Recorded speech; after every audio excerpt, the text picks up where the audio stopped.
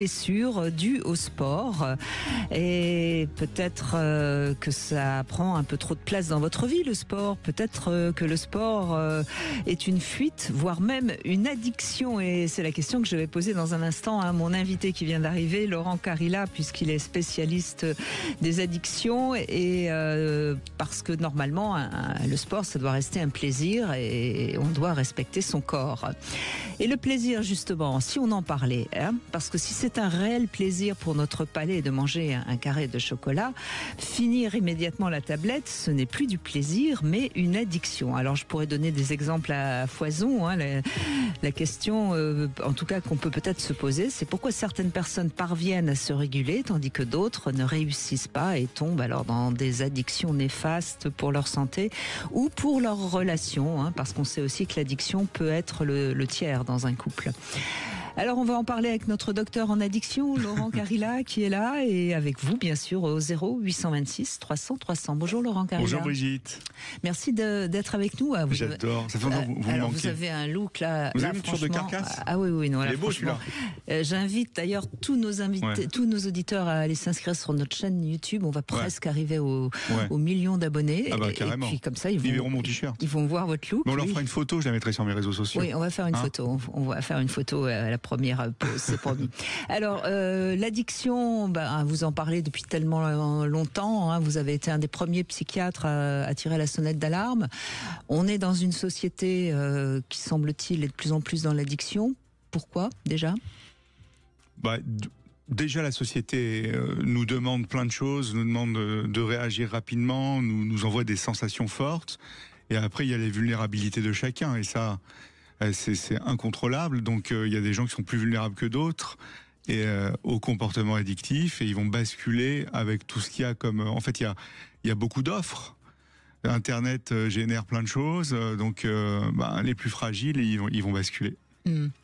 Alors le plaisir, vous en avez écrit un livre d'ailleurs. J'avais écrit Votre plaisir vous appartient. C'est ça, oui. Et après j'ai écrit On n'a qu'une vie, où ça parlait de plaisir aussi. Oui. J'aime bien écrire en fait. Ça j'avais remarqué, c'est un peu une addiction chez vous. C'est vrai. Non mais une addiction positive. Ce qui est vrai, c'est qu'il faut s'autoriser des plaisirs. Enfin, tout à ça fait. me paraît évident. Bien sûr. Mais il y a plaisir et puis il y a addiction. Où se situe la frontière ? À la base, l'addiction, c'est le détournement du plaisir, à la base. Parce que quand vous... je sais pas, si vous prenez une ligne de cocaïne, je le conseille pas, mais au départ, quand vous allez la prendre, dans la majorité des cas, les gens vont avoir beaucoup de plaisir.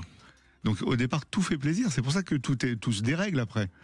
Mais on est dans l'addiction quand on perd contrôle, on est dans l'addiction quand on a un usage compulsif des choses, on peut pas s'empêcher de le faire, quand on a des envies répressives de consommer, quand ça devient régulier et quand il y a des conséquences sur notre vie. Et ça, sur une année, on a ces grands 5 symptômes, on est dans l'addiction et c'est une maladie. Et quel serait le moment où on peut se rendre compte qu'on risque d'aller dans l'addiction, c'est-à-dire qu'on est plus, qu'on est dans un plaisir un petit peu... Quand on n'arrive plus à s'abstenir des choses, en fait. Oui, mais c'est trop tard, on est déjà dans l'addiction. On est dans l'addiction, Il n'y a pas le avant. Des signes, oui, justement. C'est ces 5 signes que je vous ai dit, c'est-à-dire si on commence à perdre un peu trop contrôle, si on peut pas s'empêcher de le faire, si on est parasité par des pensées de consommation, vous voyez, et que ça devient un peu régulier, et on commence à avoir un peu de déplaisir. Là, c'est des marqueurs, en fait, qui disent... Oui, si on a 2, 3, 5 symptômes comme ça, il faut dire, faut que je ralentisse, quoi. Alors, je reprends mon exemple du chocolat, parce que c'est un plaisir, un chocolat. En plus, vous en prenez, vous, du chocolat, Brigitte ? Oui, mais je prends un petit carré et ma tablette, elle me dure toute la semaine. Donc, j'ai pas de problème d'addiction avec le chocolat. Mais, Comment on fait alors si on a tendance à aimer le chocolat et à être dans l'addiction? Il faut plus en acheter, il faut mettre ça dans une boîte fermée à clé et on donne la clé à son partenaire qui va travailler. Non, encore une fois, ça fait du bien de manger du sucre. Oui, ça fait du bien. Là, il y a toute une folie sur les réseaux sociaux il faut faire des régimes sans sucre. Et c'est n'importe quoi. C'est vrai que le sucre fait partie des grands ennemis aujourd'hui. C'est du n'importe quoi. On a du sucre partout. On est envahi de sucre. Donc, si on veut se faire plaisir, on se fait plaisir. Mais il faut se réguler. C'est-à-dire, il faut se réguler. Il faut savoir se réguler. Mais si on sait pas se réguler. Si on sait pas se réguler, il faut se faire des petits exercices je vais essayer de me réguler. Moi, ce que j'aime bien, c'est dire aux gens, si vous consommez trop, faites un petit agenda de bord de consommation pour avoir une géographie de votre consommation et voir comment vous pouvez bouger ce sucre. Il faut se faire plaisir, mais il faut se faire plaisir de manière différente. Et puis, on peut modifier son alimentation sucrée, c'est-à-dire on peut prendre quelque chose de protéiné qu'on asperge de chocolat. Par exemple. Et alors, on a parlé beaucoup de sport ces deux premiers jours, du sport et du sexe, et puis après du sport qui fait qu'on se blesse. Ça devient de plus en plus addictif aussi, le sport. On le remarque. C'est vraiment le thème. Merci Brigitte. C'est le thème du bouquin le dernier que j'ai écrit. Il s'appelle, je me rappelle, Docteur addict ou pas. Où je parle que de nos comportements. Vous passez tout en revue. Hein, dans ce livre. Et dedans, il y a l'exercice physique. L'exercice physique, c'est hyper bon pour la santé. Ça fait du bien, mais ça peut déborder chez les sujets vulnérables et devenir une addiction. Et en plus de cette addiction, peut se greffer un autre problème qu'on appelle la bigorexie. C'est l'inverse de l'anorexie. C'est quoi la bigorexie? C'est je vais faire du sport. Alors là, je m'agite, les gens peut-être ne voient pas, mais et en fait, c'est pour sculpter mon corps. Et vous, quand vous voyez quelqu'un de super bien gaulé, vous dites waouh, il est super bien gaulé. Mais peut-être qu'il a plein de problèmes, ce personnage. Oui, bien sûr, peut-être. Et c'est ça. Ouais, bien sûr, ça peut devenir addictif. Oui. Et finalement, quand on est dans le couple, l'addiction, on sait que c'est souvent du tiers. C'est-à-dire que l'addiction devient le tiers. C'est-à-dire que, par exemple, si on est avec quelqu'un qui est alcoolique, ça devient... Il y a une codépendance en plus qui s'installe. Ça devient insupportable. C'est difficile il ne faut pas critiquer l'autre, évidemment. Ah non. Et qu'est-ce que vous conseillez? Il ne faut pas juger, il ne faut pas critiquer, il ne faut pas donner des phrases de type ouais, tu fais un effort, il y a des choses plus graves dans la vie, etc. Non, c'est une maladie en face. Donc, et quand le couple souffre, il faut qu'il y ait une thérapie de couple. De couple. Ouais. C'est pas forcément celui qui est addict, c'est le couple. Il y a la thérapie, la personne malade se prend en charge, et si le couple souffre, il faut une thérapie de couple. Et alors l'addiction au sexe, les femmes deviennent addictes au sexe aussi, pareil. Mais les femmes sont comme les hommes. et en fait, ce qu'on voit, c'est que ce qui s'est passé avec la sexualité addictive, c'est vrai que les femmes ne venaient pas pour ce motif-là il y a quelques années. Et quand on faisait l'entretien avec la patiente, elle parlait de leur sexualité compulsive. Oui. Donc ça m'a fait penser à je suis pas très vieux, mais il y a 15 ans à peu près, c'était la même histoire avec l'alcool. Mais c'est vrai que c'est la même histoire il y a 50 ans et 100 ans avec l'alcool. Une femme qui boit, c'est soit une prostituée, soit une clocharde, vous voyez, c'était cette image-là. Alors que c'est des gens qui sont malades comme les autres, quoi. Et avec la sexualité compulsive, j'ai de plus en plus de femmes qui viennent consulter pour ça. Avec une sexualité addictive. Alors elle est un peu différente des hommes, parce que les hommes, c'est très gratification immédiate, masturbation sur du support porno. Les femmes, il y a ça, mais en plus, il y a beaucoup de séduction sur les réseaux sociaux, applications, rencontres virtuelles, avec la sexualité à distance, etc. Et la sexualité aussi en réel. Eh ben on va parler de tout ça. Parlons de tout ça. On verra quelles addictions nos auditeurs ont plus particulièrement. Et pour ça, bien sûr, vous nous rejoignez au 0826 300 300. À tout de suite. Sud Radio. Sud Radio. Parlons vrai. Parlons vrai. Sud Radio. Parlons vrai. 14h-16h, Brigitte Lahaie, Sud Radio. Le plaisir, oui. Le plaisir, c'est bon. On invite tout le monde à prendre du plaisir, mais attention, ne pas tomber dans l'addiction, parce que c'est un phénomène à cause de notre cerveau qui nous rend prisonniers. C'est notre cerveau qui fait tout, Brigitte. Bah oui, et notre cœur aussi. Et oui. Il y a un axe cœur-cerveau. Louis, bonjour. Oui, bonjour. Bonjour Brigitte. Bonjour Laurent. Bonjour Louis. Bonjour, enchanté de venir intervenir. Eh ben merci surtout de témoigner, parce que je crois que vous avez été addict à la cocaïne, c'est ça? Oui, alors multi-drogue, toutes les drogues, il y a longtemps, j'ai aujourd'hui 55 ans, donc c'était dans ma jeunesse, 15 années de polytoxicomanie, donc avec un parcours assez classique à l'époque. Pour revenir un petit peu sur ce que vous disiez au début de l'émission, je pense qu'aujourd'hui, il y a de plus en plus d'addictions chez les gens, parce que je pense qu'on est dans une société qui nous isole de plus en plus volontairement. On nous met de plus en plus dans l'individualité, et l'individualité, ça permet de consommer plus. Hein. C'est vraiment une société. Alors, vous avez raison, il y a de plus en plus de gens qui sont seuls, mais c'est pas la société qui nous isole, c'est la société, elle est comme elle est, elle favorise éventuellement, mais on peut très bien ne pas s'isoler si on n'a pas envie d'être isolé. Enfin, aujourd'hui, il y a énormément d'associations, de choses et d'autres qui nous permettent de... Vous voyez, c'est-à-dire, je veux toujours un peu responsabiliser tout le monde, voyez, Louis. C'est pour ça que je réagis, parce que c'est trop facile de dire c'est la faute de la société tout le temps, vous voyez. Oui, alors je vais pas donner le bon mot société peut-être à la place, c'est peut-être cette société de consommation en fait qui est biaisée et qui nous pousse à nous individualiser évidemment pour consommer plus. Voilà, c'est peut-être. Ouais, on a une société addictogène, c'est vrai. Ouais. Oui, bien sûr, mais c'est pour ça que c'est d'autant plus important d'être vigilant. Ouais. Voilà, exactement, parce qu'avant on avait un rempart sociétal qui était la famille, qui était des modèles qui pouvaient prévenir d'une perte de repères et ce qui amène effectivement à une addiction, hein, puisque évidemment le produit au début, hein, c'est bien ça le sujet, c'est bien le plaisir qui nous amène à prendre du produit quel qu'il soit, et c'est vrai que c'est vraiment quelque chose qui est d'abord normalement amené par une recherche du plaisir. Et donc insidieusement, hein, c'est vrai que cette frontière entre le plaisir et l'addiction, elle est vraiment, en tout cas dans les drogues dures, c'est une frontière qui va s'installer insidieusement, petit à petit. Hein, c'est pas quelque chose qui est soudain et qui ça arrive effectivement en se dépadant, en perdant ses repères de plus en plus. Et donc en s'adonnant de plus en plus à ce produit qui devient après quelque chose d'indispensable. Mais justement, Laurent Carilla, puisqu'on parle de drogue, il est évident qu'aujourd'hui il y a de plus en plus de gens qui prennent de la drogue, hein, mais il y a drogue et drogue, il y a des drogues qui rendent plus addictifs que d'autres ou pas ? Non, je crois que c'est pas une question de drogue en fait. On peut avoir un usage doux de drogue dure et un usage dur de drogue douce, vous voyez. Et moi j'aime pas trop le mot drogue douce et drogue dure. Je veux dire, on devient addict à une drogue, ça dépend d'abord de plein de facteurs qu'on a en nous en fait. Oui, notre donc c'est fragilité. Mais c'est vrai que si vous fumez une drogue, ça va être plus addictogène. C'est-à-dire le tabac, c'est très addictogène, le crack, c'est très addictogène, la méthamphétamine, c'est très addictogène. Si vous injectez une drogue, ça va être plus addictogène, mais encore une fois, ça va dépendre aussi des gens. Hein.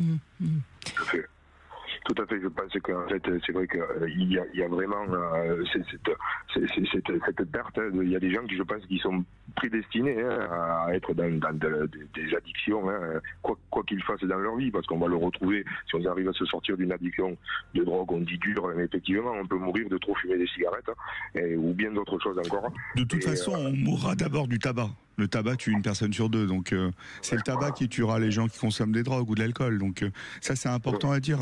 Merci de le souligner. Tout à fait. Et donc effectivement, moi j'ai pu remarquer qu'en fait... Vous avez commencé à quel âge les drogues, Louis ? Alors, tout ce qui est... cannabis vers les 16 et 17 ans. Et puis, ce qui est terrible d'ailleurs, parce qu'il faut le rappeler, hein, plus on commence jeune, plus ça peut abîmer le cerveau. Tout à fait. Donc, aux parents d'être vigilants pour que leurs enfants de moins de 17 ans... Il faut c'est le plus tard possible, en tout cas, si on veut consommer. J'incite pas à consommer, mais vraiment dans l'expérimentation des choses, c'est pas évident parce que les ados, les ados de 15 ans vont goûter à des trucs, mais vraiment le plus tard possible, c'est le mieux. Et ne faites pas goûter d'alcool à vos enfants au bar mitzvah, au mariage ou au baptême, ça sert à rien. Oui, tout à fait, oui. On fait ça facilement dans nos familles très classiques, effectivement. C'est le premier rapport qu'on a avec quelque chose d'addictif, hein, c'est la petite coupe de champagne pendant les fêtes familiales, effectivement. Et donc tout est important. Et donc pendant mon parcours, j'ai pu remarquer qu'en fait, je répétais ce profil addictif dans mon travail, pour le sport, par la suite. Et une fois que j'ai pu sortir des problématiques de toxicomanies qui ont été quand même... Ce qui change, c'est que socialement, les toxicomanies aux drogues, c'est que socialement, elles nous détachent de la société. Contrairement peut-être à certaines addictions qui peuvent être aussi fatales, hein, mais pour le sport, pour le travail, pour le... Bien sûr, bien sûr. Mais quel a été le déclic, Louis, qui vous a permis de prendre conscience d'abord que vous étiez tombé dans l'addiction et l'envie de vous soigner? Ouais, alors moi j'ai eu un parcours très atypique parce que je suis rentré dans cette addiction, j'avais déjà rencontré ma compagne avec qui j'ai passé plus de 30 ans et on est sorti de cette addiction ensemble, ce qui était improbable, hein. Tous les psychiatres, psychologues m'ont dit c'est impossible, séparez-vous d'abord et ensuite entamez votre processus. Vous êtes d'accord avec ça, Laurent? Non, il ne faut pas dire aux gens de se séparer. Voilà, bon, mais moi j'ai des docteurs qui m'ont... Oui, parce que le risque quand on est en couple et qu'on est tous les deux dans une addiction la même, c'est que s'il y en a un qui essaye de s'en sortir alors que l'autre replonge, ben ça fait replonger. Nous on dit ça arrive. Ça arrive fréquemment, mais c'est vrai que quand le conjoint ou la conjointe consomme, on encourage aussi à ce qu'il y ait une prise en charge du conjoint de la conjointe. Oui, bien sûr. Mais on leur dit pas, moi je leur dis pas de se séparer. Non, bien sûr. Mais ça me paraît pas gentil de dire ça d'ailleurs. Mais on comprend pourquoi certains puissent dire ça. C'est parce qu'en effet... je précise que ce discours, c'était il y a 30 ans quand même. Hein, d'accord. Donc, je pense que tout ça a bien changé. Laurent, vous êtes beaucoup, je pense, dans le grand changement de la vision des gens. Je confirme, Laurent a fait beaucoup. Non, mais je crois que ce que dit Louis est intéressant et c'est peut-être bien de le signaler pour tous ceux qui nous écoutent et qui peut-être connaissent des personnes qui sont dans l'addiction. C'est moins stigmatisant aujourd'hui l'addiction. Enfin, je veux dire, c'est moins tabou, c'est quelque chose dont on parle assez régulièrement, et donc forcément, c'est plus facile pour les personnes addictes de ne pas se sentir jugées et d'aller se faire soigner. Complètement. Bon, j'ai entamé ce processus, parce qu'on avait une envie commune avec ma compagne, après 15 ans, je pense qu'il y a un laps de temps, je crois, qui vient quand même poser tout ça. Malheureusement, c'est des étapes qu'il faut franchir, qui sont très longues, très dures, et malheureusement j'ai bien peur que ça peut être Laurent. Bon, on va en rester là, Louis, parce qu'on vous entend plus très bien. Donc en tout cas, merci de ce témoignage. On commence évidemment avec une addiction particulièrement forte. L'héroïne, la cocaïne, c'est des addictions dures. Mais je n'ai pas dit que c'était des drogues dures. Vous avez remarqué. Non, vous avez dit c'est dur. Oui. Allez, on va faire une petite pause. On se retrouve avec le Love Conseil. Je vais vous proposer une anatomie corporelle de nos émotions. Avec Laurent Carilla, aujourd'hui, nous évoquons le plaisir et l'addiction. Vous pensez être addict au jeu, au sucre, à l'alcool ou au sexe? Vous vivez avec un addict? Vous apportez votre témoignage en appelant le 0826 300 300. 14h-16h, Brigitte Lahaie, Sud Radio. C'est Philippe David. C'est Cécile de Ménibus. À 17h, retrouvez les vraies voix pour des débats passionnés et des échanges francs. À tout à l'heure, 17h, et c'est sur Sud Radio. Sud Radio. Parlons dans le corps, ça on le sait, tous les deux, on n'est pas. Et donc suivant ce qu'on ressent, le corps a un aspect différent. Alors évidemment, quand on est heureux, il y a tout notre corps qui s'illumine, et si on est déprimé, il y a le corps qui s'éteint. Donc ça, c'est une image évidemment. Et donc je vous propose les résultats de cette étude, et vous allez voir, c'est assez intéressant. Alors la colère, elle va chauffer le haut du corps, au-dessus du diaphragme. L'amour illumine le corps, sauf les jambes. Mais on est allongé, on n'a plus besoin de ses jambes quand on était amoureux. La peur, elle est ressentie particulièrement dans la poitrine, sans doute à cause d'une accélération de notre respiration. Quand on a peur, on respire un peu plus vite. La fierté se manifeste dans le visage. On peut rougir de fierté, de plaisir, en quelque sorte. Le dégoût, ça nous donne un peu la nausée, une envie de vomir, en quelque sorte. Donc c'est peut-être intéressant, justement, sachant ça, de mieux observer ce qu'on ressent dans son corps pour mieux comprendre ses émotions. Je trouve c'est important, ça. C'est l'intérêt de ce Love Conseil. En thérapie, on le fait, de toute façon. Oui, bien sûr. On explore les émotions et la gestion des émotions. Et souvent, chez les addicts, il y a un déficit de gestion des émotions, donc c'est important Alors on le retrouve aussi dans d'autres maladies psychiatriques. Quand vous dites déficit des émotions, c'est-à-dire qu'ils ne ressentent pas bien leurs émotions. Ils ne ressentent pas bien ou ils les gèrent très mal, quoi. Et souvent, ils vont les gérer en allant consommer. Oui. Enfin, c'est une façon de les nier en allant consommer. C'est une façon de mettre un bouclier au-dessus, quoi. Oui, c'est ça. Alors je crois qu'on a Sarah qui a une addiction tout à fait intéressante. Vous avez le syndrome de Noé, c'est ça Sarah? Oui. C'est joli. Oui, entre autres addictions. Oui. Bonjour Disons Sarah. que bonjour. Excusez-moi, je suis un peu fatiguée, j'ai du mal à trouver mes mots aujourd'hui. J'ai une addiction au chocolat, très nette. Comme beaucoup de Français, je pense, dans les cas d'urgence, on se jette sur du chocolat. Et j'ai une addiction aux animaux qui est le syndrome de Noé, c'est-à-dire que j'aime beaucoup les animaux, mais il manque toujours un animal. Et puis il y a toujours un animal en détresse. Alors j'ai des lapins, des poules, des oiseaux. Et il n'y a jamais, évidemment, je tombe sur un oiseau en détresse, ou alors il y a toujours une autre couleur d'oiseau parce que je suis éleveuse et sélectionneuse. Donc quand on fait ce travail-là, c'est diabolique. On se dit, tiens, j'ai jamais essayé ça avec ça, qu'est-ce que ça va donner, telle couleur avec telle couleur, ça va donner quoi? Et donc c'est une drogue et on se retrouve très vite complètement envahi. D'autant que quand il y a des animaux en détresse, je recueille également. Donc avec la combinaison de l'élevage d'une part et du secours aux animaux d'autre part, voilà. C'est compliqué. Alors, en même temps, ça peut être considéré comme une passion. C'est pas c'est pas connu comme une addiction en tout cas. Donc ça n'a jamais été décrit, mais c'est peut-être le comportement peut avoir une allure addictive. Mais je crois qu'au départ, c'est plutôt très passionnel quand même. En quoi ça vous fait souffrir? En quoi ça vous pose des problèmes Parce que j'y arrive pas, parce que c'est trop, parce que je suis complètement épuisée. J'ai 40 poules, 50 perruches et 70 lapins. Et j'ai beau limiter, faire attention, etc.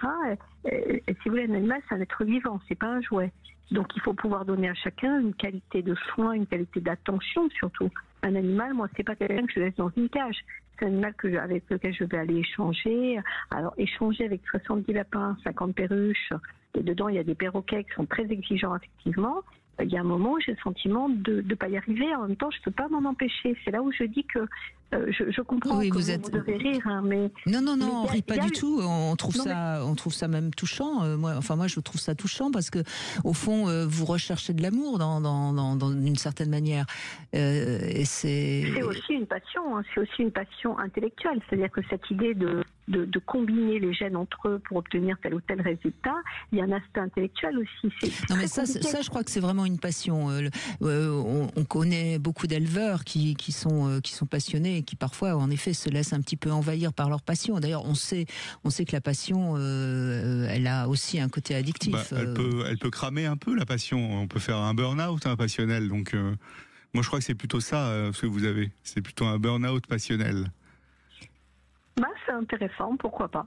Pourquoi pas, effectivement. Mais en tout cas, et j'ai l'exemple à côté de mon fils, qui lui a une addiction, comme beaucoup de gens, je pense, aux réseaux sociaux. Mais comme c'est un jeune qui est intelligent, il essaye de lutter contre ça. Il me dit, c'est l'histoire de téléphone, c'est vraiment terrible. Il a voulu même fonder une association, mais il n'a pas le temps. Et il a 17 ans. Et il me dit un truc très intéressant. Il me demande de lui enlever son téléphone. Mais à l'école, il peut pas. Si vous voulez, il est en première en lycée. Il faut savoir que dans les établissements scolaires, à partir du collège, on demande systématiquement aux enfants d'aller regarder sur Internet. Tout le temps. On les renvoie à Internet, alors qu'il y a un outil qui s'appelle l'agenda, qui est un truc très bien, qui tombe jamais en panne, où il n'y a pas besoin de code, etc. Et donc, on rend nos enfants addicts d'une certaine façon par ce système scolaire du tout numérique. Et là, je crois que vous êtes d'accord avec moi qu'on est vraiment dans l'addiction. C'est intéressant ce que vous dites, parce qu'en effet, est-ce que c'est pas un risque de...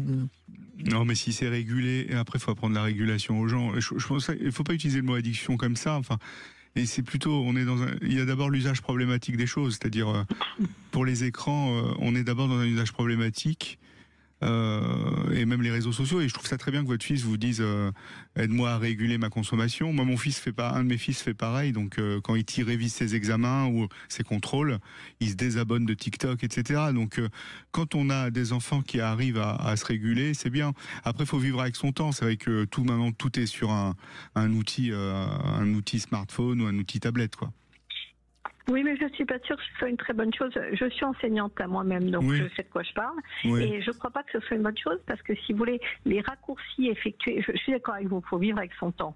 Et il faut, mais par exemple, pour l'organisation personnelle d'un enfant, le fait de passer par l'étape papier et l'agenda, c'est quand même quelque chose qui les oblige à s'organiser. Alors que le fait de zapper en intelligence, on le voit très bien, si vous voulez, on n'écrit pas avec son cerveau, on écrit avec sa main. Pardon, on n'écrit pas avec sa main, on écrit avec son cerveau. Donc le cerveau téléguide la main. Donc quand vous passez par l'écrit, il y a un enregistrement qui se fait au niveau cérébral. Alors que si vous êtes uniquement dans le domaine de l'image et du numérique, votre cerveau zappe aussi. Et on constate quand même un abaissement du niveau intellectuel des enfants. Et moi, je peux vous dire, je vois très nettement. Sarah, je suis d'accord avec vous. On sait que le fait que les gens lisent moins, que les jeunes lisent moins, ça ne fait pas évoluer beaucoup l'intelligence. Enfin, il y a beaucoup de choses. Moi, je suis complètement d'accord avec vous. C'est dommage. Maintenant, comme dit Laurent, il faut vivre avec son temps. Qu'est-ce qu'on peut faire? C'est compliqué. Est-ce que les parents peuvent forcer un enfant à lire? Non, je suis pas sûre. Vous pouvez pas forcer les enfants à lire. Non. Vous pouvez vous accrocher. Ce que je veux dire, c'est limiter un accès obligatoire aux écrans sur le plan scolaire. Pardon, je m'exprime mal. Voilà, que l'enfant ne soit pas renvoyé systématiquement à un contenu sur informatique qui va lui faire ouvrir son ordinateur. Et une fois que l'ordinateur est ouvert, il peut déraper. Et il dérape assez souvent. Bon, moi, il y a des gens conscients comme votre.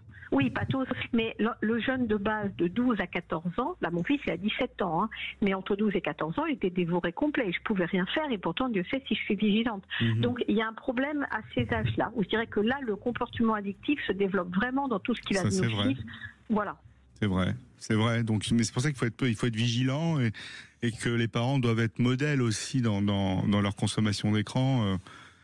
Parce que les enfants aussi se calent sur ça, et après il y a les interactions des enfants entre eux, et puis moi je vois quand même à la faculté en médecine, en première année ils ont tous des ordinateurs, hein. Moi à l'époque, quand j'ai passé ma première année, on était papier stylo, donc on voit quand même que l'ordinateur joue un rôle important même dans la prise de notes, etc. Je crois pas que ça soit délétère, moi. Je crois qu'il faut bien l'utiliser.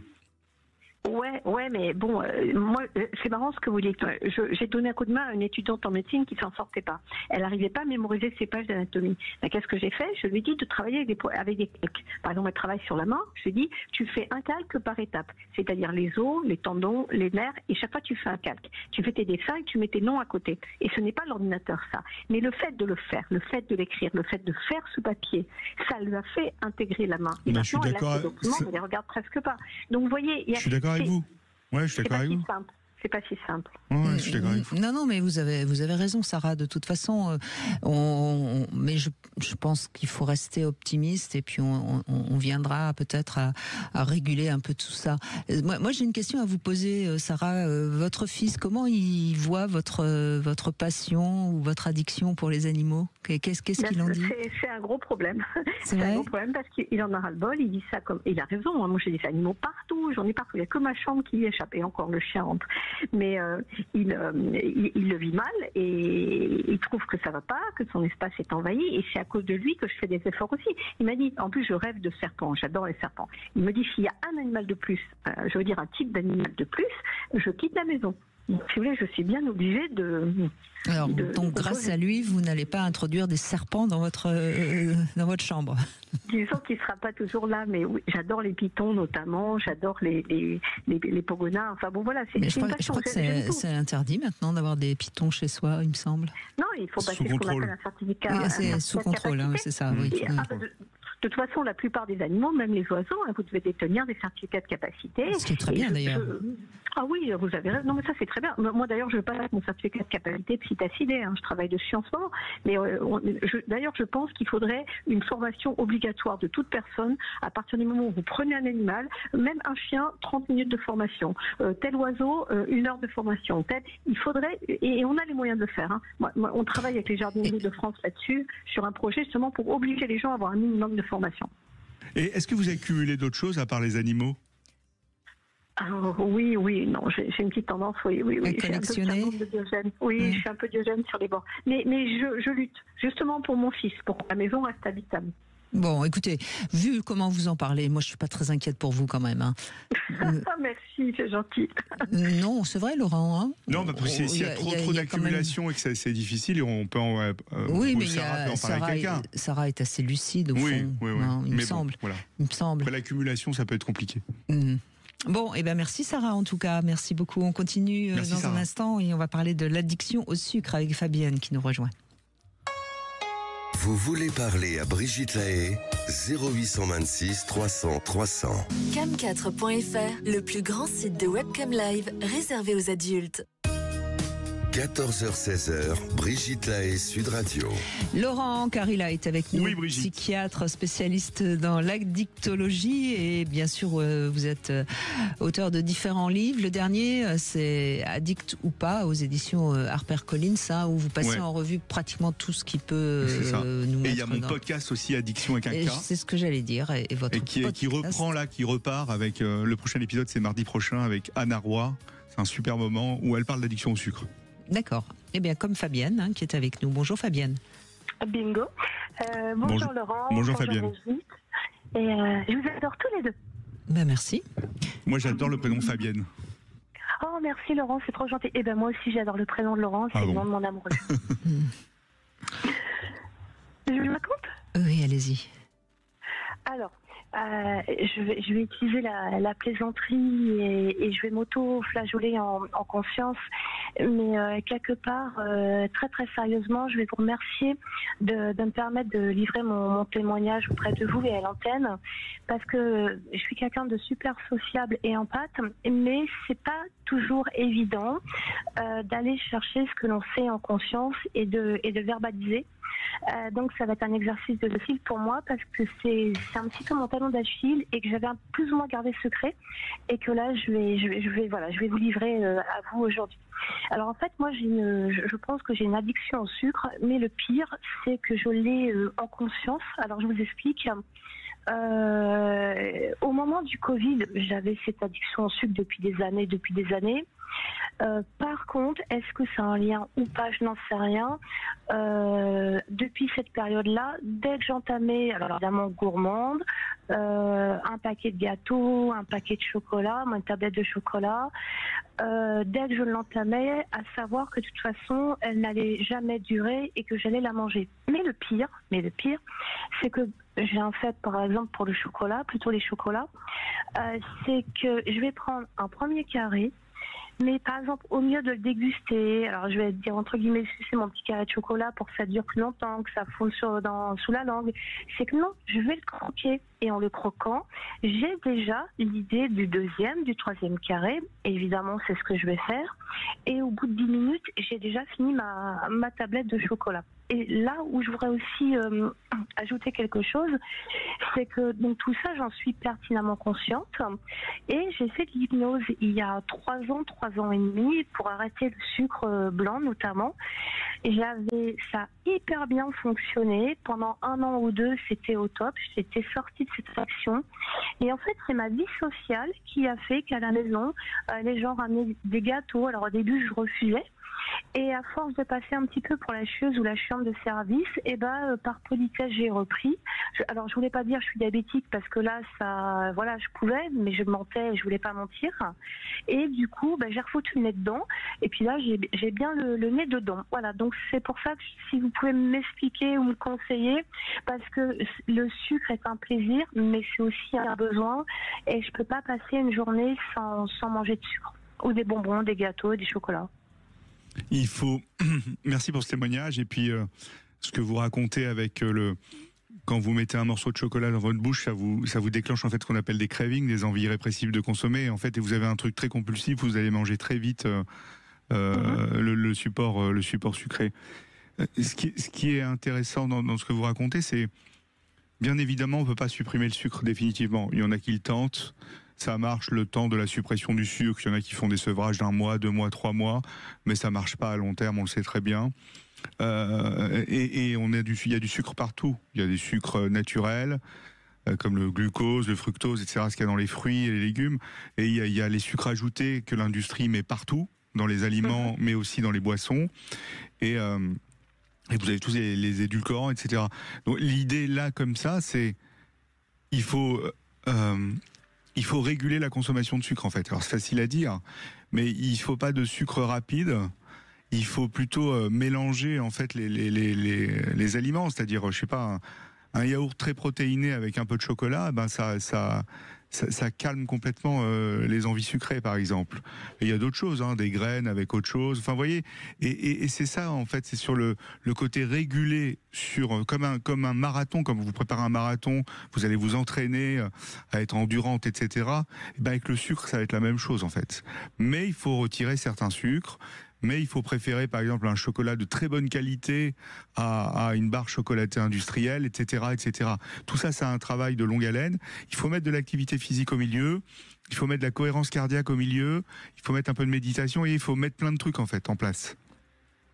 Alors c'est ce que je fais, Laurent. Je fais entre 10 et 15 km à pied par jour, et c'est ce qui me sauve d'ailleurs de ne pas prendre de poids. Il faut être conscient. Et je fais de la cohérence cardiaque, de la méditation, et je me suis même mise, je ne sais pas si vous connaissez, à la Dream Machine. Non, la Dream Machine, c'est quoi? La Dream Machine, en fait, c'est une machine qui envoie des faisceaux lumineux qui a plusieurs programmes. Et en fait, c'est une machine qui capte les faisceaux lumineux et qui vient en fait travailler sur le cerveau. Alors, je fais très court. Et en fait, plusieurs programmes, vous avez une méditation. Alors, on peut aussi choisir les ondes alpha, bêta, gamma, le sommeil. Et en fait, cette Dream Machine, je l'ai découverte. Bon, on vous entend plus du tout. Ça doit être l'effet Dream Machine, je suppose, qui fait qu'on vous perd. On a perdu. On vous a perdu, Fabienne. Ah, je suis là pour ça. Ah, la voilà. Bon. Je suis revenue. Vous m'avez perdu où? La Dream Machine, donc ça vous fait du bien? Oui, parce qu'en fait, ça m'a passé une colère. J'ai découvert la Dream Machine, j'avais une colère qui durait depuis des mois. Et j'étais en colère parce que j'avais fait une connerie, mais volontaire, mais qui s'est retournée contre moi, mais j'ai qu'à m'en prendre à moi-même. Et j'arrivais pas à sortir de cette colère. Et en fait, après 10 minutes de Dream Machine, et ben ma colère, je vous jure, elle avait disparu. Et les hypnothérapeutes s'en servent énormément de cette Dream Machine. Ah oui. Et pour moi, je suis une ancienne dépressive, avec des tentatives de suicide dans un passé d'il y a 15 ans. Moi, il n'y a plus rien depuis 15 ans. Donc, je veux surtout éviter de retomber dans les anxiolytiques, dans les antidépresseurs quand ça va pas. Alors, l'activité physique, c'est bien, mais je suis quelqu'un qui a beaucoup d'émotions. Et en fait, je crois, pour revenir à l'addiction au sucre, que vous savez, en fait, il faut que je trouve un moyen, c'est-à-dire quand j'ai envie de manger mon bout de chocolat, qui est vraiment mon talon d'Achille, et ben peut-être, et vous nous avez donné une idée, Laurent, c'est de dire, si je suis à la maison, je vais me faire une Dream Machine, ou je vais me faire une cohérence cardiaque. Ouais. Voilà. Et comme vous l'avez dit, je note aussi tous vos conseils, le yaourt protéiné, les graines, et je pense que je vais faire un petit challenge. Bien sûr. Je vous ai mis au téléphone de dire, je vais penser à vous, et quand je vais avoir un bout de chocolat, je vais dire non. Vous gardez le bout de chocolat pour Laurent. Non, mais et voyez ce que vous avez dit aussi. Je trouve que j'ai envie de rebondir dessus quand les gens vous apportent des choses, etc. On est encore aussi dans une culture où il faut donner aux gens de l'alcool, du chocolat. Enfin, on pousse aussi les gens à consommer des choses qui sont pas forcément bonnes pour nous. Mais à l'inverse, Brigitte, là, vous avez sur les réseaux sociaux des gens très influents qui prônent les régimes sans sucre. D'accord. Et c'est aussi dangereux aussi, je trouve. Mmh. Oui, il y a ces deux choses-là. Mais vous avez raison. Oui, bien sûr, mais bon, enfin ça, les réseaux sociaux, on connaît tous les excès des réseaux sociaux. Oui. Bon, en tout cas, Fabienne, merci pour ce super témoignage. Merci pour ce témoignage. Et puis je pense qu'en effet, il faut pas trop acheter de tablettes de chocolat parce que je pense que plutôt de la bonne qualité en petite quantité. Eh ben ça marche. Merci à vous deux. Merci Fabienne. Merci beaucoup Fabienne. Oui, je crois que l'addiction au sucre est en nette augmentation d'ailleurs. Ouais. En fait, c'est l'addiction à l'alimentation sucrée. Et c'est en cours d'étude, mais il y a une réalité en tout cas de cette addiction alimentaire. Et est-ce qu'on remarque quand, par exemple, on a interdit la pub sur l'alcool, est-ce qu'on remarque une baisse de consommation? Est-ce que ça a vraiment des effets? Est-ce que justement la société peut agir pour faire diminuer des addictions? Non, les interdictions. Enfin, et là en plus, les interdictions de pub pour l'alcool, il y a quand même beaucoup de pubs pour l'alcool qui sont revenues, mais non, les taxes sur les produits. Ça influe sur la consommation, mais ça résout pas tout, ça c'est clair. Et une taxe. Oui, l'augmentation de la cigarette, par exemple, a fait diminuer. Ça influe sur. Mais plutôt, il faut aller sur prévenir, parler, et puis une émission comme la vôtre, c'est très très bien. Aujourd'hui, et nous avons Jean-Michel justement, puis Jean-Philippe, pardon, pourquoi je vous appelle Jean-Michel. Jean-Philippe, vous avez tendance à picoler un petit peu, c'est ça? Oui, bonjour. Ça y est, j'en perds Laurent. Et moi, c'est Brigitte. Excusez-moi, je suis perturbé là. Ça y est, je suis brouillé. Reprenez vos émotions. Merci. Je suis très content de vous parler, Monsieur Carilla. Je vous regarde à la télé, à la radio, tout ça. Bref. Donc suite à des événements de vie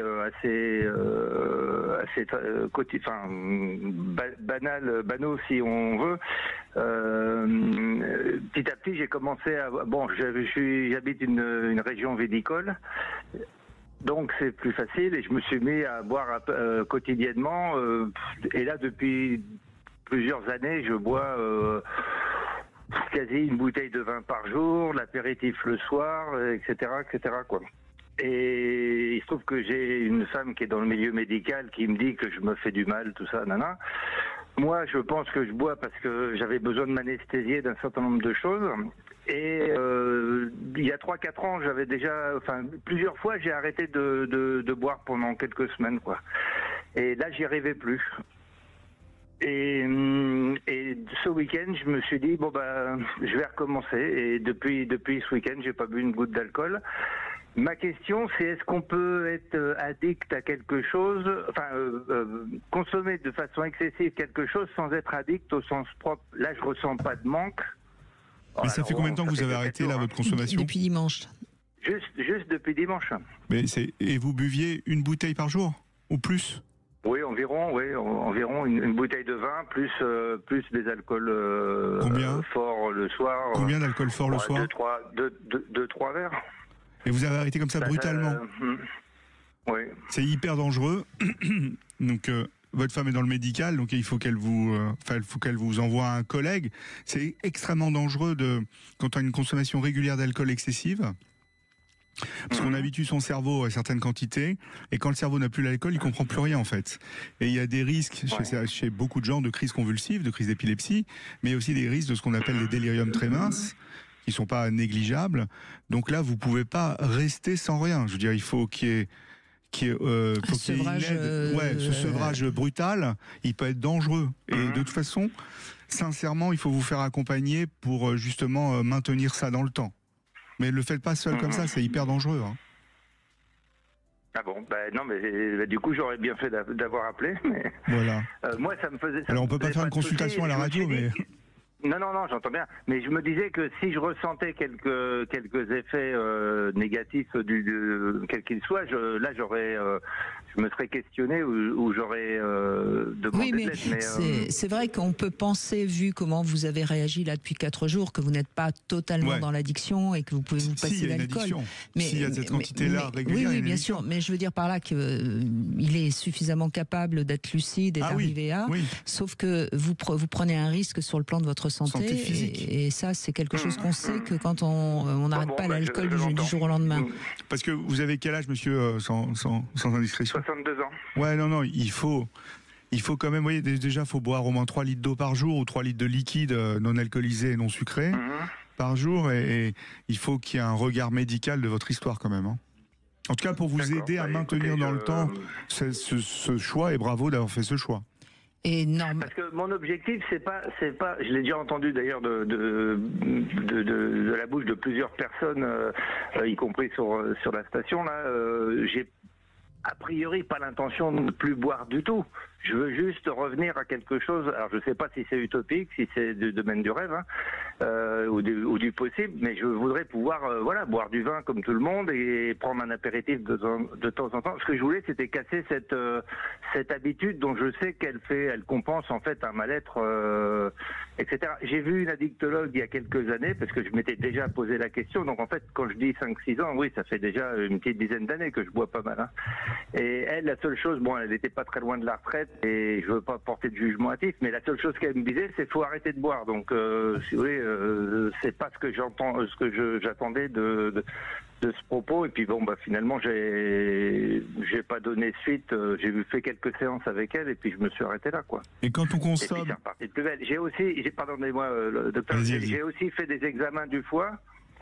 Parce que justement à l'époque on pouvait s'inquiéter un petit peu, et quand on m'a dit que j'avais un fouet de bébé, forcément ça m'a pas fait ralentir non plus, quoi. Mais c'est pour ça que je vous dis qu'il faut qu'il y ait un nouveau regard médical complet sur votre santé physique et psychique, et peut-être revoir justement un addictologue, et puis explorer ce mal-être, parce que quand on consomme pour combler un mal-être, c'est qu'il y a un problème avec la consommation. Vous voyez ce que je veux dire? C'est pas une consommation de plaisir, même si au départ c'est du plaisir. Donc je pense qu'il faut vraiment refaire un check-up complet de vous, quoi. Oui, et ce qui est important à dire, en effet, c'est qu'on n'arrête pas du jour au lendemain. Ah non, les gens qui consomment régulièrement, beaucoup, qui ont des symptômes de manque quand ils arrêtent, vous n'arrêtez pas brutalement. Vous réduisez la consommation et vous allez voir un spécialiste. Exactement, c'est ce qui est important à rappeler. Alors, la petite devinette du jour, quel est l'animal qui court le plus vite? Vous avez le temps des infos pour trouver la réponse. Et puis, on continue bien sûr dans cette deuxième heure à parler d'autres addictions, quelle que soit votre addiction, ou si vous avez un peu l'impression que vous êtes en train de sombrer dans l'addiction, vous pouvez bien sûr nous rejoindre. Nous parlons des addictions aujourd'hui avec Laurent Carilla. Vous souffrez d'une addiction ou vous vivez avec un addict? Appelez-nous au 0826 300 300. 14h-16h, Brigitte Lahaie, Sud Radio. 14h-16h, Brigitte Lahaie, Sud Radio. Eh bien, nous allons continuer avec Laurent Carilla qui est avec nous à évoquer toutes les addictions. Et je rappelle que vous avez ce livre qui est vraiment formidable. Merci, parce que moi, je sais qu'il est dans mon salon et de temps en temps, quand quelqu'un se pose la question, je lui dis regarde le livre de Laurent Carilla, et on trouve Brigitte. Tout sur le jeu, sur la cigarette, enfin bref. Et ça s'appelle Addict ou pas, c'est aux éditions HarperCollins. Et bien sûr, on peut vous retrouver sur votre podcast Addiction avec un K. Voilà. Merci Brigitte. Alors d'abord, avant de donner la parole à Christophe qui nous a rejoint, la réponse à ma devinette, quel est l'animal qui court le plus vite? C'est une blague, évidemment. Ouais. Le lynx. Et pourquoi? Je sais pas. Non, c'est le pou, parce que le pou, il est toujours en tête. Ah, excellent. N'est-ce pas? Bonjour Christophe. Bonjour Brigitte, bonjour Laurent. Bonjour Christophe. Alors j'écoute avec attention votre émission et effectivement je la trouve très intéressante parce que j'ai l'impression qu'on est tous un petit peu dans des relations d'addiction. Alors pour moi ça a été la cigarette pendant très longtemps, c'est-à-dire j'ai commencé à 21 ans, aujourd'hui j'en ai 54. Et il y a 5 mois de ça, je me suis réveillé un matin avec ma tasse de café à la main et ma cigarette dans l'autre main. Et je me rappelais plus avoir allumé ma cigarette. Et là, tellement c'est un acte machinal, c'est ça. Voilà, exactement. Et là, pour la première fois depuis très longtemps, je me suis dit là c'est pas normal, il y a quelque chose qui va pas. Alors qu'avant j'avais pas envie, mais du jour au lendemain j'ai dit stop, j'ai plus envie de fumer. Donc ça c'était fin août. Voilà. Et autour de moi, on m'avait parlé de différentes techniques et tout ça. Et puis j'ai une amie qui m'a dit, mais moi je connais un acupuncteur qui est efficace, qui fait du bien, voilà, et qui peut-être te faire arrêter. Donc j'ai pris rendez-vous avec lui. C'était le 11 septembre, voilà. Et j'ai passé 1 heure avec lui, une demi-heure avec des aiguilles un petit peu partout sur le corps. Et puis je suis sorti de là et j'avais plus envie de fumer. C'est assez troublant, assez surprenant, voilà. Et 30 ans de cigarettes où j'étais à 1,5 paquet par jour. Je dis au moins 30 cigarettes par jour, oui. Voilà, et du jour au lendemain, plus envie de cigarettes. Enfin, plus envie de fumer, mais envie de cigarettes. Alors c'est là où c'est compliqué l'addiction, c'est que c'est tous les gestes du quotidien. C'est-à-dire, je prenais mon café avec une cigarette, je montais dans ma voiture, j'allumais une cigarette, j'étais au téléphone, je prenais une cigarette, etc., etc. Et c'est ça qui est le plus compliqué, en fait, pour moi. C'est-à-dire que plus envie de nicotine, plus envie de tabac, mais envie de ce geste-là, envie d'une clope. Le petit doudou qui permet de... Ouais, la dépendance physique, quoi. C'est exactement cette dépendance physique. Alors à côté de ça, j'ai pris au moins 5 kilos, je sais pas 6 ou 7. À l'arrêt. Parce que depuis que j'ai arrêté de fumer, parce que j'ai retrouvé des goûts, du plaisir de manger, de déguster des plats, de retrouver des saveurs que j'avais plus ou moins... je faisais plus attention. Voilà, comme si mes papilles s'étaient réveillées. Mais toutes les personnes qui arrêtent de fumer, en général, grossissent. C'est dû à quoi? Il y a une petite prise de poids qui peut être au minimum de 2-3 kilos. Et c'est dû à quoi c'est en fait... C'est l'arrêt, c'est le fait d'avoir modifié son comportement avec la nicotine, en fait. Ça donne plus faim. en fait. D'accord. Et certaines personnes qui sont un peu plus vulnérables vont manger un peu plus. Donc faut essayer de faire un peu attention, mais il ne faut pas que ce soit un facteur freinant. C'est un facteur freinant chez les femmes. Oui. Il faut le prendre en compte avant l'arrêt. Qui ne veulent pas prendre de poids, bien sûr. Ouais. Et donc, vous avez plus du tout envie de fumer, mais vous avez envie d'avoir une cigarette, quoi, en gros. Exactement. Et c'est là où c'est... prenez une cigarette en plastique. Comment vous gérez alors maintenant, ce truc comportemental ? Je vais dire des chewing-gums. J'ai des chewing-gums où je me suis obligé à boire un verre d'eau, par exemple. C'est quand bien. j'ai envie de fumer, quand je vais à la maison. Ouais, c'est bien. Voilà. Et au téléphone, vous êtes au téléphone, vous faites quoi ? Justement, quand je suis au téléphone, voilà. Je n'utilisais plus une cigarette, voilà. Je consommais beaucoup de cannabis à une époque, pareil, plus du tout envie. Ouais. Voilà, mais ça avait commencé un peu avant, voilà, quelques mois avant, où j'avais plus envie de sentir d'autres effets.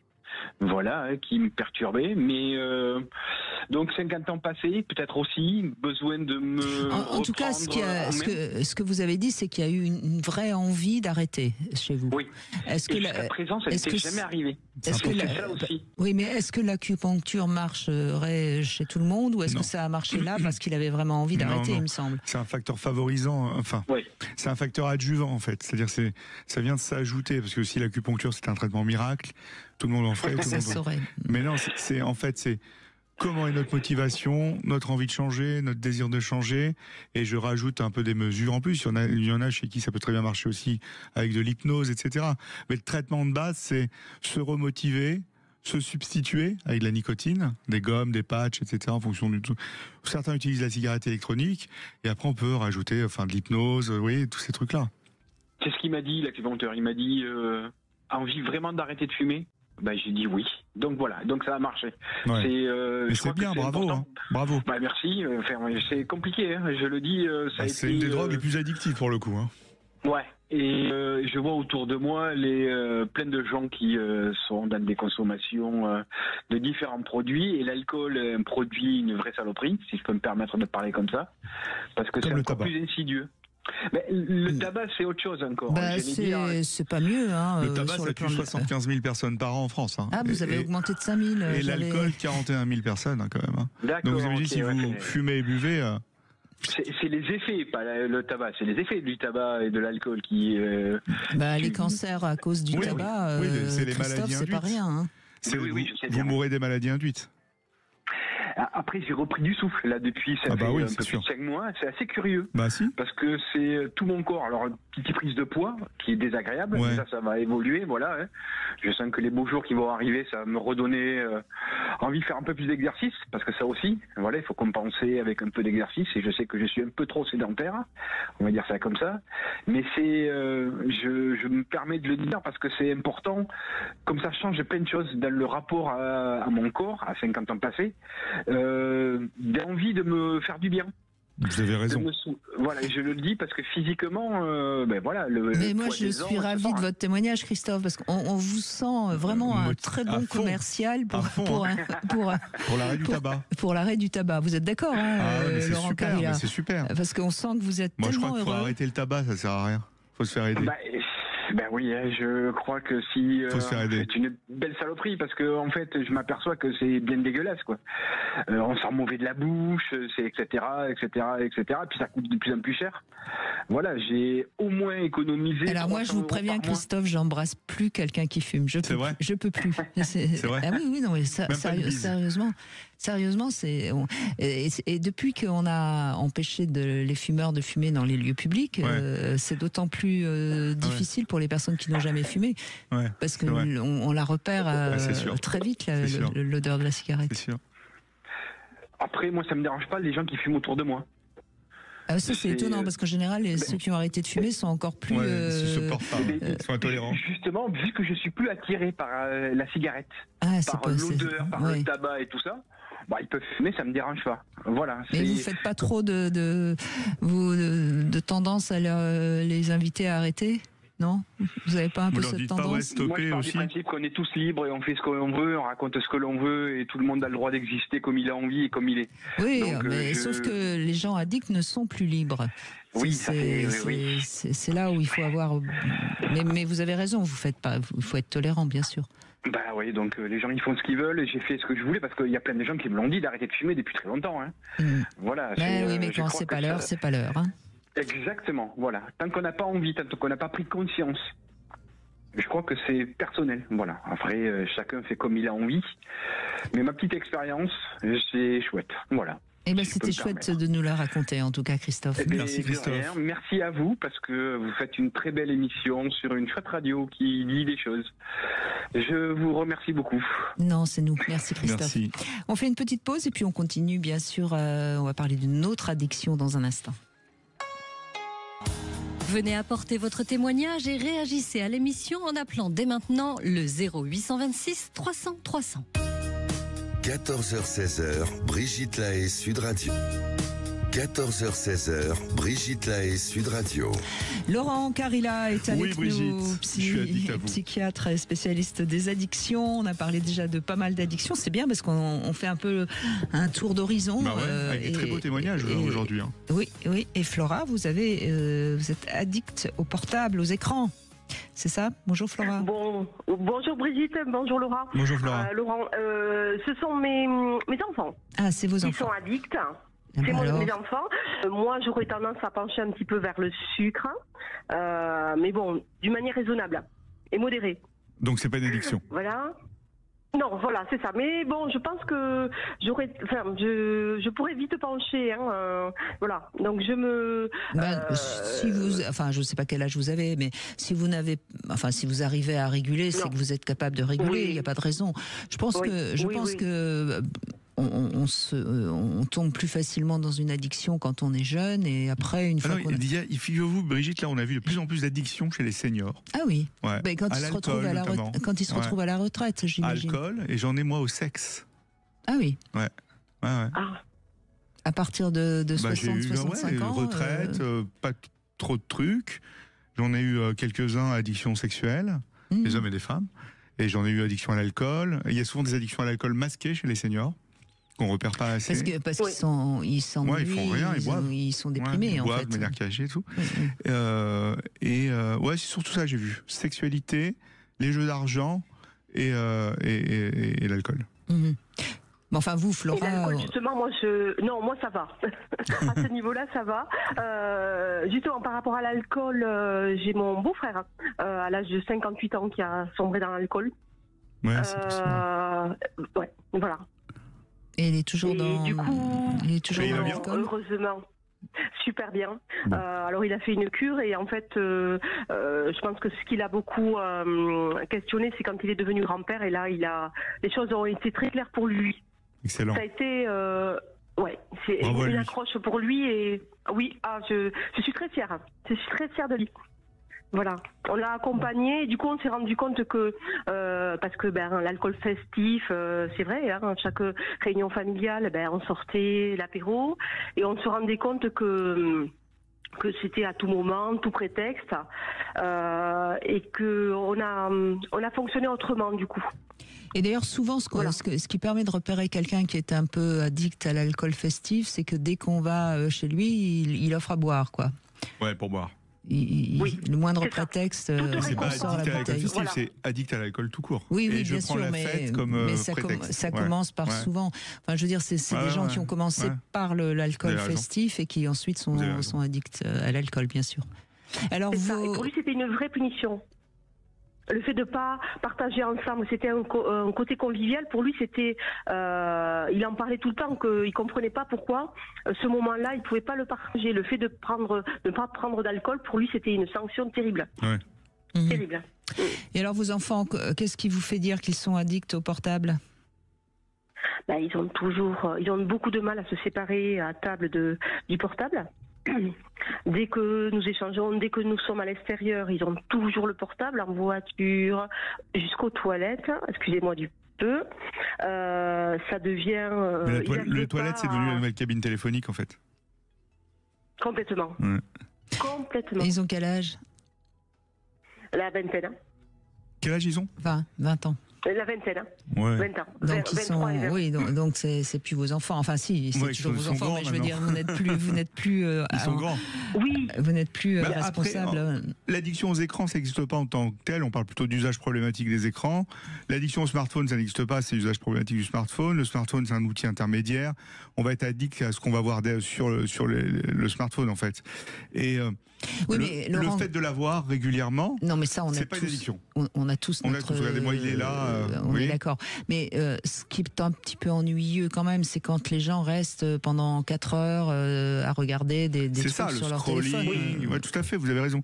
TikTok, des bêtises comme ça qui n'ont pas de sens. Ouais, c'est ça. En fait. Quand ça interfère avec la vie, bon voilà, il faut essayer de réguler les choses, quoi.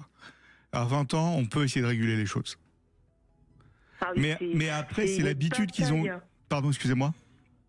Oui, c'est une bataille au quotidien, à table. Ça, il faut recentrer. Après, ils ont 20 ans passés, quoi, en fait. Non, mais après, c'est des règles. C'est-à-dire, il y a des règles à poser à la maison. C'est-à-dire, quand on dîne, on déjeune, on petit-déjeune, il n'y a pas de téléphone sur la table.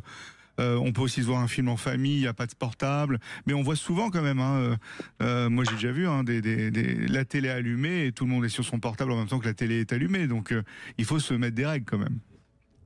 Oui, c'est ça, oui. Alors maintenant ils sont indépendants, enfin sur 2, et du coup maintenant, Inch'Allah, qu'est-ce que vous voulez, je chez eux, ils font ce qu'ils veulent, bien sûr, mais quand vous les invitez à dîner, vous pouvez tout à fait imposer que personne n'a son téléphone pendant qu'on mange. C'est ça. Et ils acceptent. J'essaye. C'est compliqué. Ils acceptent par défaut parce qu'ils n'ont pas trop le choix. C'est bien. C'est bien. Ouais. Non, ça va mal, hein. Mais oui, mais il faut tenir, Flora. Je crois que c'est plus on est dans la question de l'usage problématique et pas dans l'addiction maladie. Si on est addict, on est malade. Je pense pas que ça existe réellement, cette maladie liée aux écrans. C'est-à-dire que c'est toujours pareil, c'est vrai qu'on est de toute façon tous maintenant connectés, donc c'est compliqué de dire à partir de quel moment, et il faut quand même reconnaître aussi que ça a plein d'avantages. Complètement. Il y a tout, mais encore une fois, c'est savoir l'utiliser, surtout quand on est adulte. Mais là où vous avez raison, c'est qu'il faut pas il faut pas se mettre à regarder la télé tout en regardant son téléphone, ça n'a plus aucun sens. Et en même temps, les émissions de télé favorisent ça. Ils disent si vous êtes d'accord, commentez, le hashtag machin et tout. Hein. Donc il y a une induction quand même de tous les écrans, quoi. Il vaut mieux pas diviser ces écrans, diviser les tâches, c'est-à-dire un seul écran, ça suffit. Oui. Au niveau professionnel, on doit faire une transmission digitale. Bon, là, on a un petit souci justement avec votre téléphone, Flora, on vous perd un peu. Allô, mieux ? C'est mieux ? Allez-y. Okay. Oui, je disais au niveau des transmissions, au niveau professionnel aussi, à un moment donné, quand on doit échanger, toutes les collègues sont sur le portable. Et il y a toute tranche d'âge. Je trouve que c'est une forme d'irrespect. Ça me pose beaucoup de questions quand même. Vous voulez dire quand vous parlez, les autres sont sur les portables quand vous parlez, c'est ça ?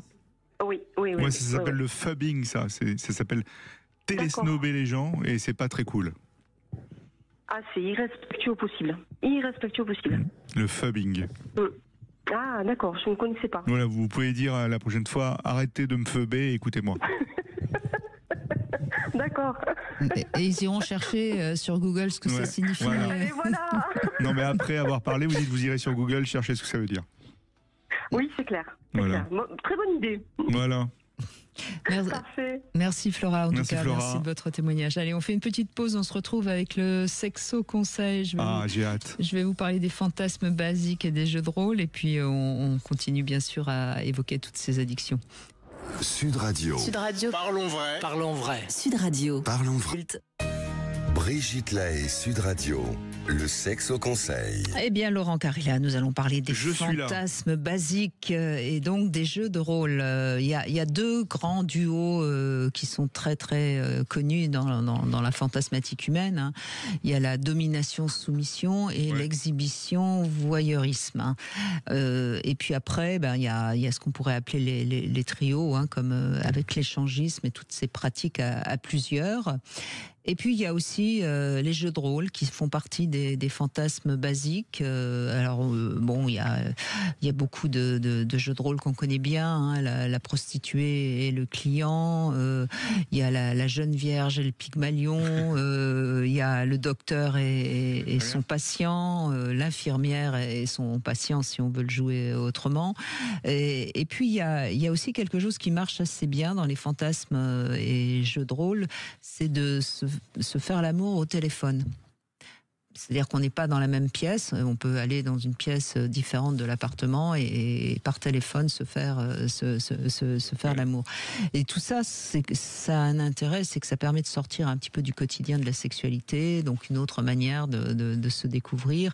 Et c'est important parce que la moindre petite fantaisie, la moindre nouveauté, ça permet de réactiver un petit peu la libido. Donc il faut de temps en temps penser à ajouter ou à faire autrement pour ne pas tomber dans la routine sexuelle. Entièrement d'accord avec vous, Brigitte. Évidemment. Et nous avons José maintenant qui nous rejoint. Bonjour José. Bonjour Brigitte, bonjour docteur. Bonjour José, vous pouvez m'appeler Laurent. Laurent, oui, bonjour. Je crois qu'il préfère même qu'on appelle Laurent. Oui, bonjour Laurent. Bonjour Brigitte. Merci de réagir. Vous avez été addict au cannabis, hein, c'est ça pendant... Oui, j'ai été addict au cannabis pendant 7 ans. Oui. Ça va encore. Et vous avez été marié à quelqu'un qui était addict au sexe, hein, c'est ça? Voilà, oui, auparavant, oui. Mais qui était violent en même temps. Voilà, il associait la sexualité à la violence. Et ça m'a détruite.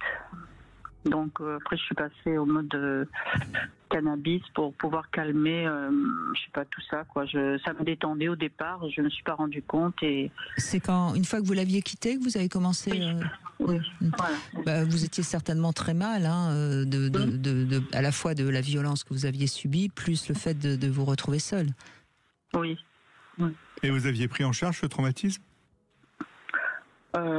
Comment le prendre en charge? Il était en moi, il était sur moi, sur mes épaules, et il fallait que je connaissais une communauté de hippies qui m'ont fait fumer du cannabis, et j'ai dit mon Dieu, mais on devrait utiliser ça partout, dans les hôpitaux psychiatriques. Est-ce que c'est bien, ça détend, ça fait du bien? Au début, ça fait du bien, mais après, je suis tombée dans une maladie. On plane au début, oui. Oui. Mais c'est très dur de s'en sortir parce que moi je m'en suis sortie, mais les autres personnes qui fumaient avec moi ne s'en sont pas sorties. Et puis ils continuent à fumer. Je suis la seule, je crois, à être sortie. C'est très très très difficile de se sortir. Comment vous avez fait alors? Tout simplement, j'ai été envoyée en hôpital psychiatrique. Et là, j'étais restée 3 mois. Et du coup, en sortant, j'ai oublié le cannabis. Et quand j'ai revu mes anciens amis, j'ai vu qu'ils étaient toujours là-dedans. J'avais oublié. Et puis je disais, tiens. Et ils m'ont rejeté parce que moi, je ne faisais plus partie du clan. Tant mieux qu'ils vous aient rejeté, remarquez, hein, parce que vous auriez pu replonger. Mais vous n'êtes pas allé en hôpital psychiatrique pour la question du cannabis, c'était pour d'autres choses, c'est ça? Oui, mais il y a eu une IVG qui s'est greffée là-dessus après avoir quitté mon mari. Évidemment, on est dans des vies assez dissolues. Par conséquent, donc, il y a eu une IVG avec une prise de LSD, donc. Et là, ça m'a vraiment fait plonger. Mais j'ai jamais expliqué en psychiatrie que j'avais fait une IVG, que c'était ça qui m'avait fait du mal. Et tout ce que j'ai vécu psychiquement, qui est très particulier, je n'ai jamais parlé de tout cela au psychiatre. J'ai été hospitalisée plusieurs fois et ma mère a vu que j'étais très très touchée, très atteinte, parce que j'étais quand même infirmière, j'avais fait des études, etc. Et elle est allée prier dans un lieu de marial en France, et elle a supplié pour ma guérison et ma conversion. Et c'est advenu par la suite, et je dis ouf, parce que vraiment c'est ahurissant, parce que j'ai été détectée schizophrène, après psychotique, ils ont dit, et puis bipolaire, et vraiment j'ai eu des années difficiles. Et au final, vous êtes toujours suivi par un psychiatre alors? Non, c'est fini. Non, c'est fini. Oui. Vous allez mieux? Je vais bien. Super. Super. Bravo, parce que vous êtes revenu de loin, comme on dit. Hein. Oui, de loin, oui. Quand je raconte cette histoire, je dis je suis revenu du pays d'où l'on ne revient pas, quoi. C'est vraiment une profonde maladie, très très profonde. Oui, et merci de témoigner, parce que je pense que vous avez envie de montrer à quel point il faut se faire aider jusqu'à pourquoi pas se faire hospitaliser quand on en est là. Oui. Mais ce que je pense quand même, José, c'est que il y a dû y avoir avant la rencontre avec cet homme, il y a certainement eu quand même des failles ou des choses parce que ça explique aussi pourquoi vous êtes laissé emporter de cette manière-là. Oui, il y a eu des failles, oui. Dans mon enfance, voilà, c'était mon grand frère, mais je l'accuse pas, parce que enfin il s'est suicidé malheureusement à l'âge de 19 ans, et dans mon cœur je n'accuse pas mon frère, quoi. Je dis, nous étions deux jeunes, deux enfants, voilà, on était curieux de tout. Mais c'est tout à fait votre droit de ne pas l'accuser, de lui pardonner, mais en attendant, ça n'excuse pas les traumatismes. Ça n'excuse pas ce qu'il vous a fait. Je suppose qu'il a abusé de vous. Ça n'excuse rien, et c'est important de rappeler que lorsqu'il y a eu un abus dans l'enfance, eh bien ça provoque un traumatisme énorme qui peut ensuite faire tomber dans l'addiction, et je pense que ça c'est important qu'on puisse le dire à tous ceux qui nous écoutent. Et je pense que oui, pardon. Oui, bien sûr. Oui, c'est très. Il y a des mots, c'est difficile de poser des mots sur ces choses-là. Il y a une blessure terrible, parce que le duo qu'on doit, mari et femme, le mariage, les épousailles, ou si on veut des enfants, créer une famille, même si c'est difficile, on a quelque chose de cassé en soi, de brisé. Quand vous sentez sale, vous avez des relations, c'est comme vous l'avez avec un homme, vous l'avez des autres relations avec un homme. C'est comme si vous cherchiez quelque chose que vous avez perdu, et c'est comme taper à des portes, enfin c'est comme se cogner à des portes, c'est difficile tout ça, c'est difficile. Et vous avez été aidé un peu par un thérapeute, quelqu'un où vous avez réussi grâce peut-être à la foi, je ne sais pas. Oui, la foi m'a aidé. Oh, c'est un long cheminement. Comment vous expliquer? Beaucoup de choses m'ont aidé. L'art, la philosophie, lire des livres, se sortir de soi. Ça aide à penser, ça aide à se penser. La philosophie, la lecture, vous lisez des choses qui tout d'un coup résonnent en vous, et ça vous donne une piste et du sens. Ouais. Oui, aussi arrêter de fumer, la découverte de son corps, de marcher quand on peut pas courir, puis marcher plus vite, arriver à courir, même j'avais 33 ans et je me mettais à revivre en fait, et aussi l'amitié d'un chien, un jeune, la guérison, un chien peut vous guérir, un animal peut l'amour d'un chien, c'est pas moi qui vais vous dire le contraire, José. Donc vous avez mis en place plein de choses. Mais voilà. Et un suivi par des psychothérapeutes? Non, j'ai pas eu de ça, il n'y en avait pas. C'était pas. Non, il y avait on créait on faisait de la peinture sur soi, on faisait Mais c'était alors dans les années 70, c'est ça? Oui, après c'est 80, oui, par là, 75, 80, 85, par là. Oui, c'était bien quand même, parce on avait un lieu très très beau dans la campagne. C'était une très belle région Dordogne. C'est très très beau, très vert, et puis ma mère m'a aidé. Mes parents m'ont aidé. Ma mère, c'est une femme exceptionnelle, et qui m'a jamais dit t'es psychotique, t'es schizophrène. Elle me regardait, elle m'accueillait avec son regard de maman, et elle m'aidait à comprendre que dans la vie, ce qui est important, c'est de mener une vie régulière, c'est-à-dire on mange à l'heure, on dort. Oui, c'est-à-dire qu'elle vous a redonné des repères qui vous permettent de tenir.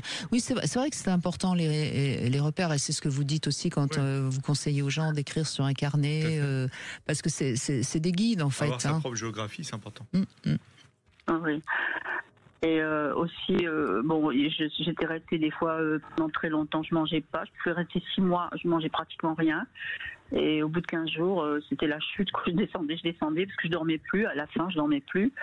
Et puis j'arrivais à l'hôpital, mais je disais pas, j'étais, comment ça s'appelle quand on ne mange pas anorexique.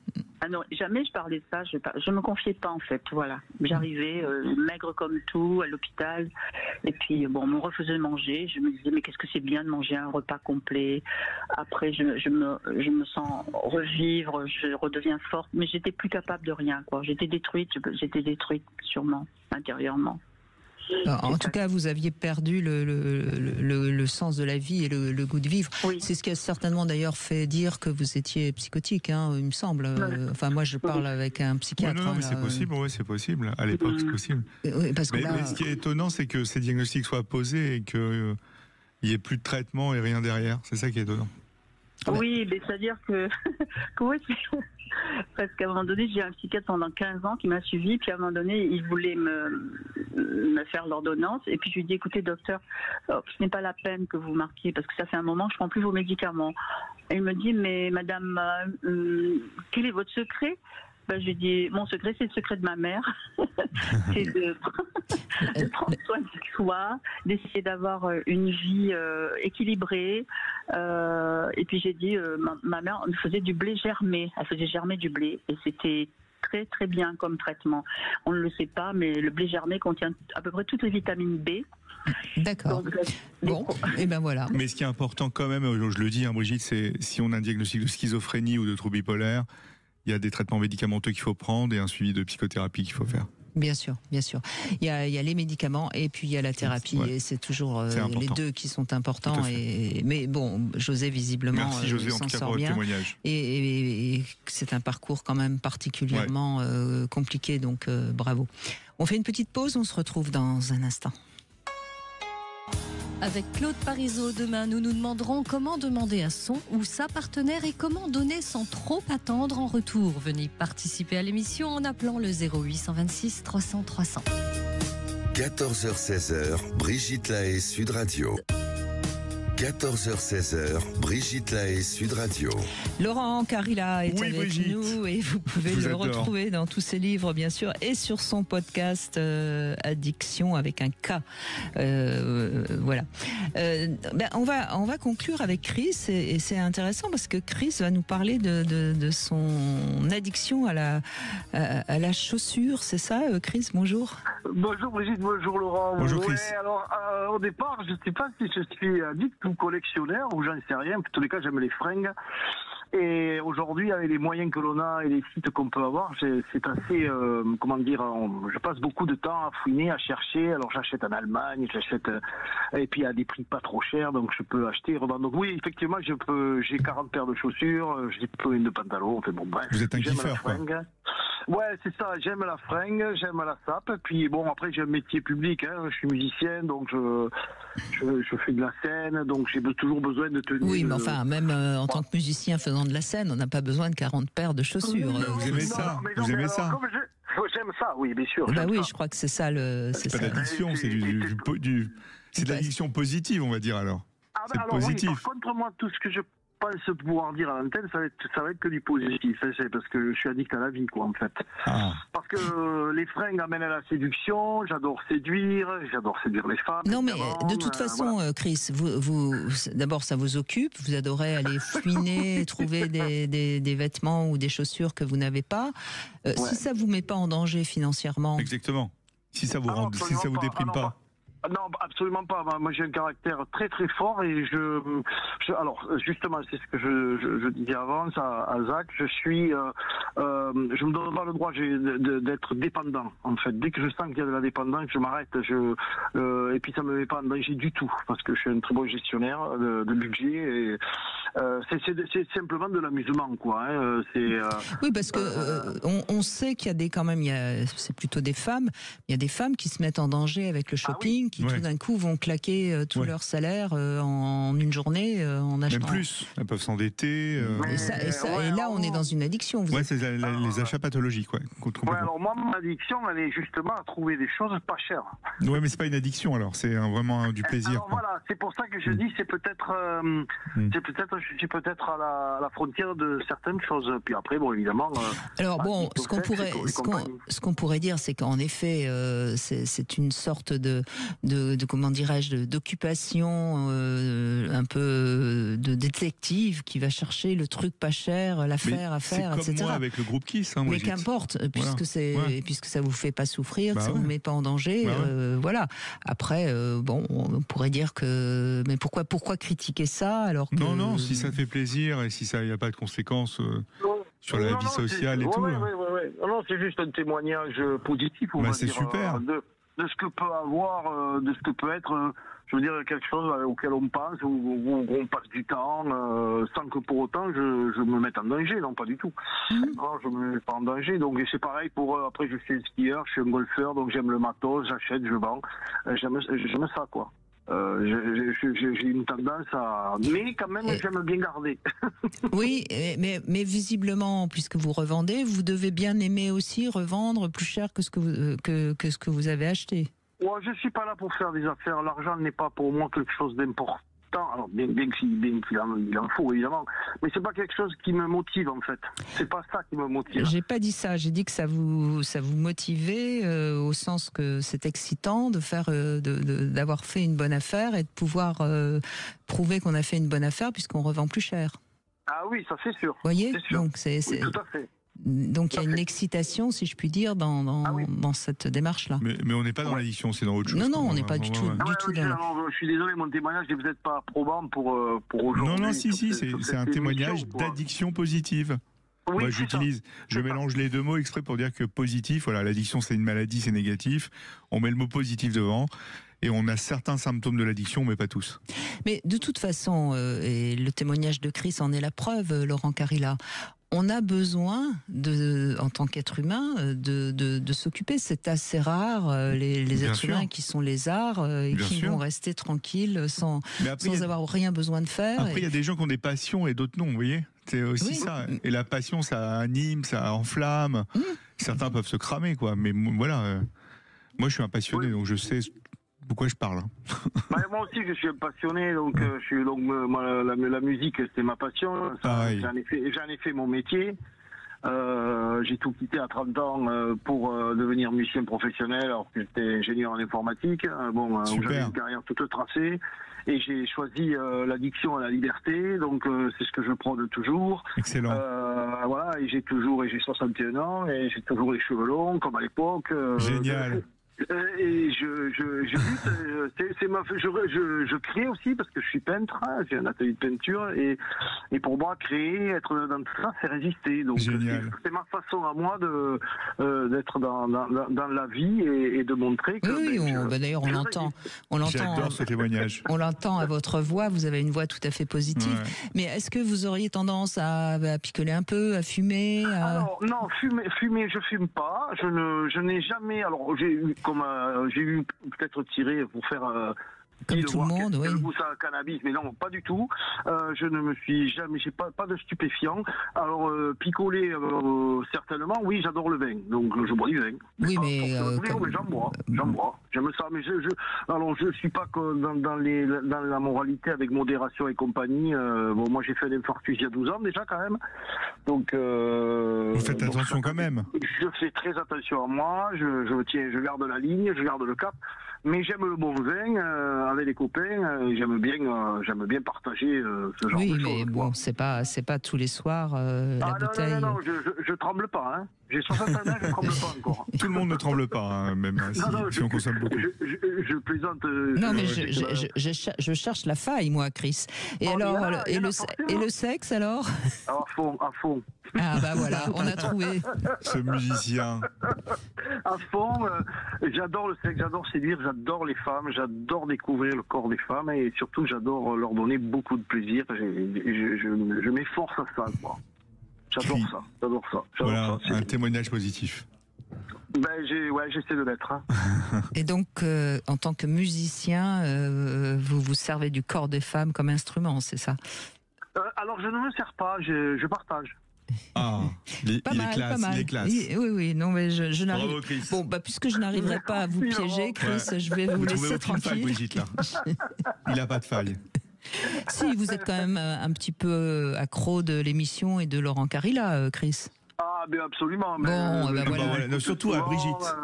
Je suis un peu accro à Brigitte. Oui. Brigitte, c'est l'addiction la plus positive qui existe. J'aime beaucoup Brigitte et Laurent aussi. Merci de m'avoir accueilli sur. Je vous en prie, Chris. Merci de ce dynamisme.